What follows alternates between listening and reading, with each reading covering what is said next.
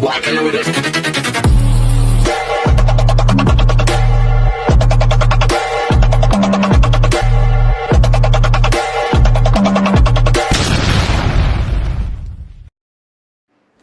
Hello beautiful people! Welcome back to my channel. This is your Mama Sam dito sa Sam Sam TV. Kamusta naman kayo mga amigo, amiga, kumare at kumpare? Sana lahat kayo ay okay na okay at syempre sana lahat kayo ay safe. So syempre ito yung inyong Mama Sam na talaga naman napaka-fresh overload pa rin ng beauty. Charot. So yun.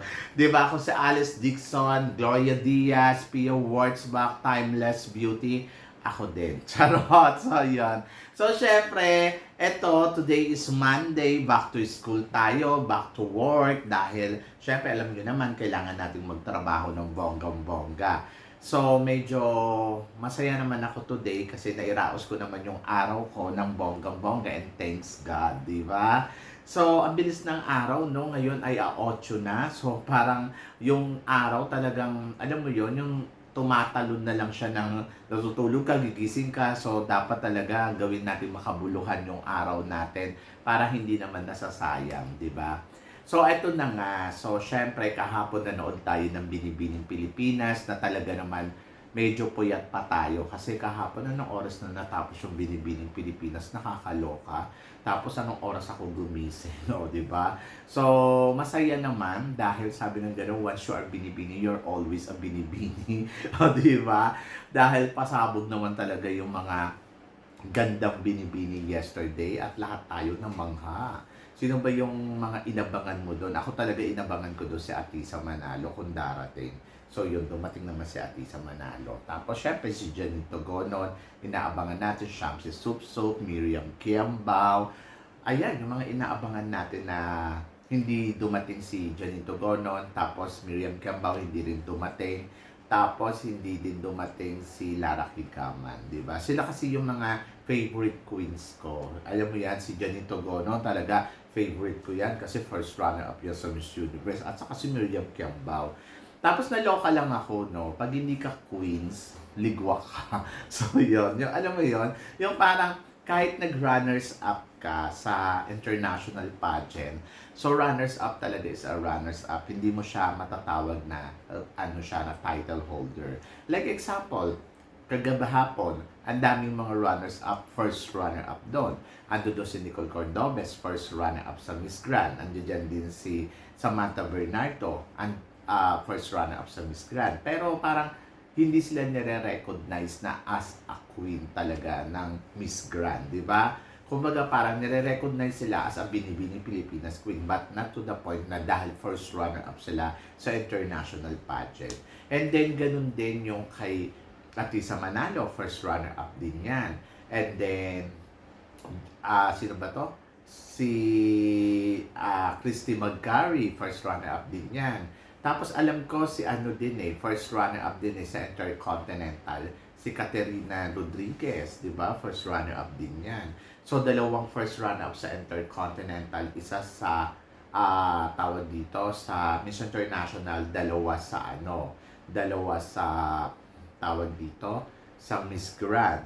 Tapos, Miss Universe, dalawa din, Miriam Kiambao at saka si Janito Gonon. O, di ba? Kung iisipin mo, ang dami-dami natin mga runners-up queens. O. So, ayun yung mga sayang, yung konti-konti na lang. Eh, di sana, etong sinawat, no, naloka ako. Sana, kung ipinanalo niya si, tawag dito, nung during time ni Samantha Bernardo o kaya si Nicole Cordobes. O sige, palagay na natin, wag na si Nicole Cordobes, si Samantha Bernardo na lang. Sana pinanalo niya during yung time na yon. Tapos, at least umalis man siya sa Binibining Pilipinas, nag-iwan siya ng mark.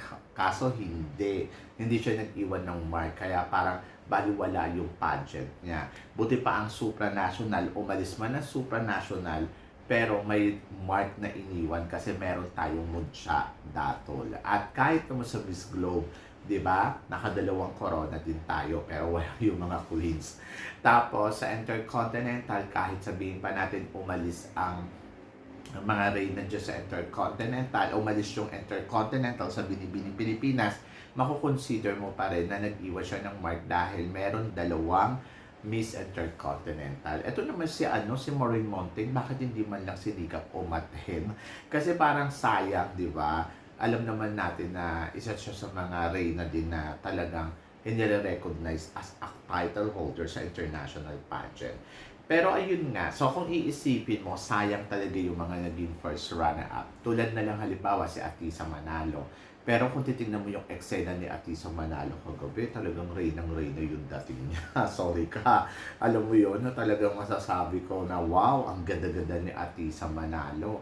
Pero sabi ko nga, at least may chance pa si Atisa Manalo na patunayan ang sarili niya sa atin lahat to become a title holder sa international pageant. Ako para sa akin talaga, feeling ko dapat talaga siyang maging title holder. Dahil she is the most beautiful girl sa bansa natin. And then, I think, yung mga galawan ni Atisa Manalo, talagang reynang-reyna yung dating. So, I wish na this coming sa October, ay isa ng reyna si Atisa Manalo from international title holder. Di ba? Kasi parang feeling ko, international pageant pala. So, yun. Kasi parang feeling ko, ay yung mga ganito katulad ni Atisa Manalo na ang ganda, kahit sabihin pa natin, sige, she's a binibining Pilipinas at saka Miss Cosmo, palagay natin. Pero kasi parang iba pa rin kapag nag-title ka sa international pageant. Like example, Pia Wurtzbach, hindi siya basta-basta.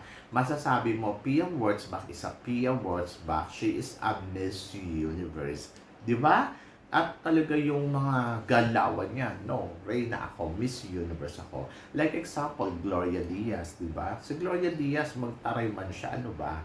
Miss Universe ako, di ba? So, ganun kabongga. At kung iisipin mo, dapat ganun din si Atisa Manalo. Kasi parang si Atisa Manalo, ang ganda-ganda niya kagabi, pero nilagay lang siya doon sa gilid. di ba? Pero hindi siya yung parang in the rampa ba, katulad nila at gusto ko gano'n na mangyari kay Atisa Manalo. Alam niyo naman ako, I love Atisa Manalo talaga. Ewan ko ba, naniniwala ako kay Atisa Manalo. And feeling ko dapat talaga bigyan siya ng corona. Di ba? So, example ko kayo si Catriona Gray, di ba? She's a Miss Universe. And then, kahit sabihin pa natin si MJ Lastimosa ay naging top 10 finalists sa Miss Universe, pero iba pa rin kasi kapag title holder ka di ba? Buti na lang si MJ Lastimosa, masang-masa yung dating at talagang mahal siya ng bayan. Pero kagabi in fairness, ang ganda ni MJ Lastimosa. Totoo. Mas maganda pa siya kay Kylie Versosa. But Kylie Versosa is Kylie Versosa. Kylie, she is Miss International. Ayun yung mga sinasabi ko. Alam mo, sa totoo lang, na-miss ko si Kylie, yung momento na katulad noon. So, na sobrang ganda niya, ang fresh. Ewan ko ba ngayon, ano ba nangyari dito kay Kylie? Nakakaloka. Pero, I love Kylie Versosa, yung characteristic, gusto ko yung aura niya, yung mga ganon. Pero kagabi, parang ang layo-layo niya na doon sa nanalo siyang Miss International. Bea Rose Santiago, tingnan niyo, di ba? I'm title holder. So, si Mucha, alam mo sa totoo lang, yung dumating si Mucha sa red carpet, she is a Miss supranational queen, di ba? Na hindi mo matatawaran, she's a queen. Ganon talaga. At siya lang ang iconic at reyna ng supranational from the Philippines. Di ba? So, bongga. Sana dumating din kagabi si Megan Yang. So, yon. So, ako sa mga nag-runners up, nanghinayang ako sa mga nag-first runner up. Kasi parang, ngayon ko na-realize na parang konti na lang reyna na kayo, title holder na kayo Pero parang, hindi po pa rin matasabi na talagang reyna sila. Pero syempre sa puso natin mga Pinoy, ay talaga namang mga reyna yung mga yan. So, yun. So, sayang lang katulad ni Samber, na sana ibinigay sa kanya yung corona, Atisa Manalo. Ito yung mga reyna na nanghihinayang ako Atisa Manalo, Janine Togonon, na parang konting-konti na lang. Diyos ko, parang ang hirap kaya maka-first runner-up sa Miss Universe, di ba? Kung iisipin mo. Pero kung sana ipinanalo nila ng Miss Universe and sana 6 na yung Miss Universe natin. Like example, Miriam Kiambao, di ba? Sana 6 na. Diyos ko, ang hirap makapwesto, ang hirap makarating ng ganon. At kagabi na-realize ko, ang mga girls na lumalaban ngayon sa atin sa international pageant, parang talagang big achievement talaga kung ano yung marating nila. At kung makapasok man to sa semifinals, you have to be happy kasi hindi talaga biro. And then kagabi pinatunayan ng Binibining Pilipinas na sobrang grabe ang extravaganza ng mga beauty talaga ng mga kandidata na from Binibining Pilipinas na alam mo yun, once you are Binibini, you're always a Binibini at forever Binibining Pilipinas. Maganda at panalo ang Binibining Pilipinas para sa akin. So, yon.